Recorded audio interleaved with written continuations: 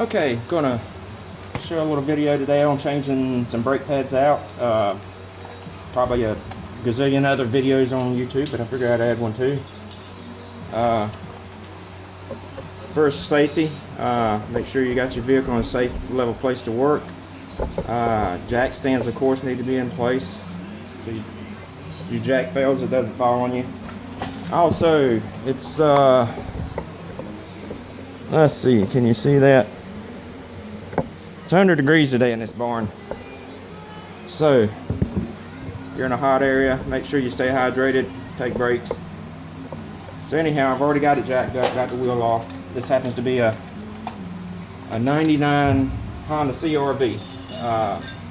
Procedure is very similar for other models and other makes as well. I used to do this all the time at a Toyota dealership. Very similar setup from what I remember. Hadn't done it and haven't worked for a dealership in quite a while. But this particular style has these floating pins that a bolt screws into. So I'd already loosened this up a little bit ahead of time. Let me go turn that radio down. Hold on just a second. Okay, like I say, this type, remove that one bolt. Is the way I normally do it, and swing this up out of the way. This particular vehicle did not have pulse in the pedals or any shimmies when you put on brakes, so we don't need to mess with the rotors, have them turn or replaced or anything like that. They're good to go. You can see compared to a new pad,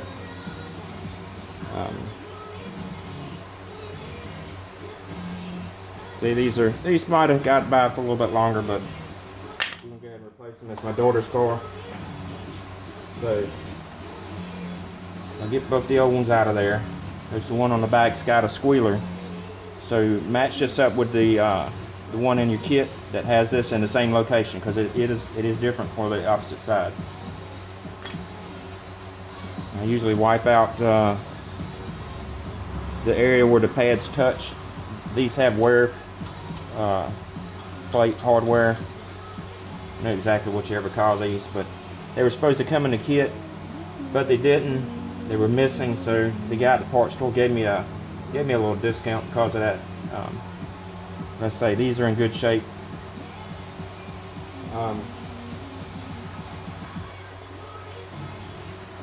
Usually you can purchase this at the parts store, or sometimes they throw it in with the brakes. This is lubricant.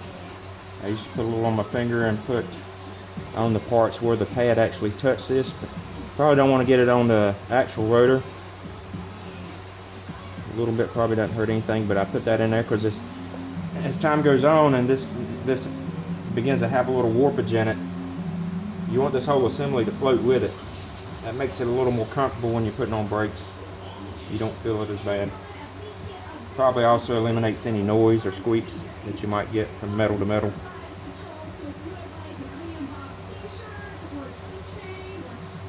Another thing I do is wipe this down and put a little bit in here where it touches the back of the pad.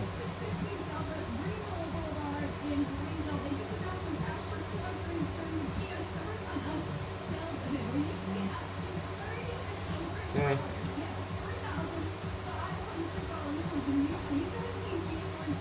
And also you can put a little lube, you know, on this part of the pad. That's where it touches.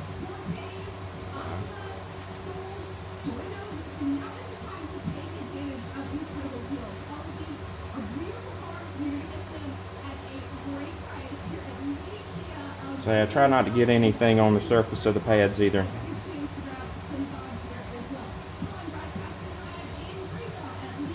So slip this guy back in there.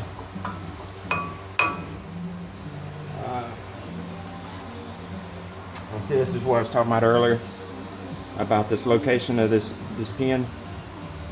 See, a little bit more wear and this would have begun to touch the rotor, and what that does is it causes a high-pitched squealing noise, and you usually hear it squealing all the time, except sometimes it goes away when you actually put on brakes. But that's a wear indicator, is to let you know that, hey, the pads are down to the point where it's time to replace them. We didn't get that far with this vehicle, but you know, like I said, I was doing maintenance on it today and I did an inspection. I said, well, you know what, I got time, let's go ahead and change them out. So.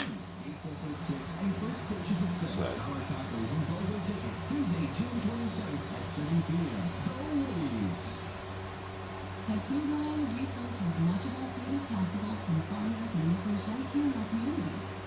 So when you shop here, you're helping put dinner on your neighbor's plates, just like they help put dinner on your plate. We know that local goodness is the heart and soul of our community. That's why we offer it at prices. This one slipped in pretty easy. Sometimes these things are kind of spring loaded and they'll give you a fit, so just kind of be patient and wiggle them until you get them in place.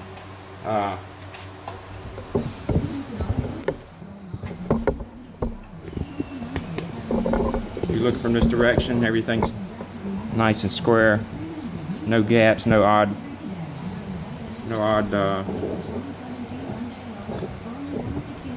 whatever. Okay, another thing you have to do is, this is called a caliper, and this assembly is the caliper, and this piston has to be pushed back up in here because as your pads are wearing, this comes farther out.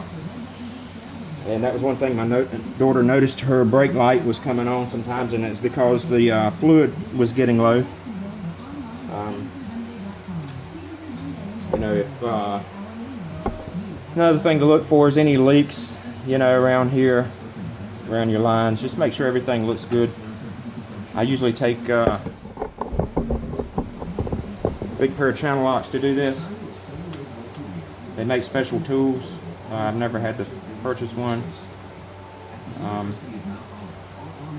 Sometimes you can take a C-clamp and do it, but just be patient with it, squeeze it. It's going to go in kind of slow.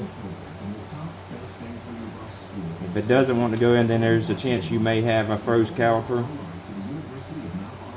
and that would probably involve replacing the caliper. I don't think anybody rebuilds them anymore. It's probably just cheap to buy. Another thing is, I'm going to wipe this out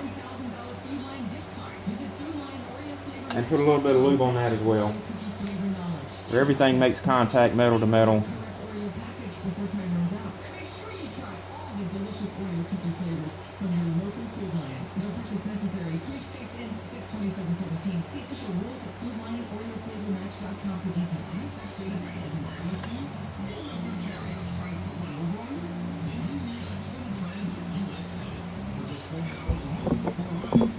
Okay, another thing I like to do is make sure these feel nice and smooth.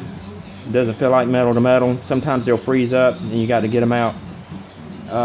Depending on the condition, once you get it out, whether you have to replace this whole assembly or replace the pin, these feel nice and smooth. It feels like there's lube in there. I'm just not going to go through the trouble of pulling it all the way out and disturbing this boot. Same thing with the one up top. This floats pretty easy. So I feel pretty good about those. Next thing I do, make sure these are tight together, and gently lower this back down in place. You might have to rotate this bottom slide till it gets in place because it's threaded. And as I put my bolt back in, let me make sure you can still see this. There's a flat side on this to hold it still while you are turning the bolt, so that you can put a wrench on it and tighten this, and that won't spin around and around. There's some people take both bolts out and lay this over to the side. If you've got a vehicle where this flips up fairly easy, that's the way I do it. Save some time. Also, something to hold the caliper while, you know, instead of it falling down and snatching the hose or something. Snug this back up. If you know the torque specs, look those up, use a torque wrench. I just, you know, been doing this long enough, I know what it should feel like. I'm going to check that one just to make sure.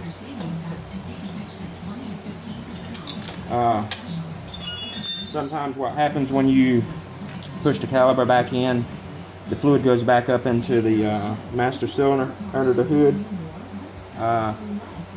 Sometimes it'll run down on the floor, but I've already done the other side. And after I got it back together, I pumped the brakes a few times to push the caliper back out. And so I'll check the fluid when I'm through with this to make sure it's full. Most likely it'll be just fine, provided there's no other leaks. And usually it's a good time to take a look around, make sure nothing else is leaking. And another thing is, I'm gonna put all this back together and put the tire on it and let it down, take it for a test drive, make sure everything's good. But that first, usually pump the brakes a few times before you drive it anywhere, because if not, the first time you put on brakes, it's gonna go to the floor. Okay, so I got a phone call and got interrupted making the video, and I realized I missed an important part that I wanted to tell you about. As you're pushing those calipers back in, the fluid comes back up into the master cylinder reservoir, and over time, as the pads wear, it takes more and more fluid to fill up the calipers. So this naturally will go down, and over a period of time, as you do maintenance, you'll probably add to fill this back up. So when you push the calipers pistons back in so that they fit over the new brake pads, the fluid comes back up in here, and I don't know if you can see or not, but it did run out the back and down in there. So I'm just going to take and clean this up a bit, because brake fluid does remove paint. So anyhow, I'm going to wash that off. Another point that I was trying to get around to before I was interrupted is that before you drive off, pump the brake pedal a few times to get the calipers back out up against the brake pads. I have known people to jump in them, throw it in reverse, back out of the shop, and the first time they hit the brake, the vehicle keeps right on getting it. Because what happens is you're still trying to, the first few pumps, you're still trying to get the piston back out to where you're compressing the pads against the rotor. So anyhow, that's just what I was getting at before I was interrupted. Anyhow, thanks for watching. I hope this has been informative. If you got any questions, maybe I can answer them, put them in the comment section.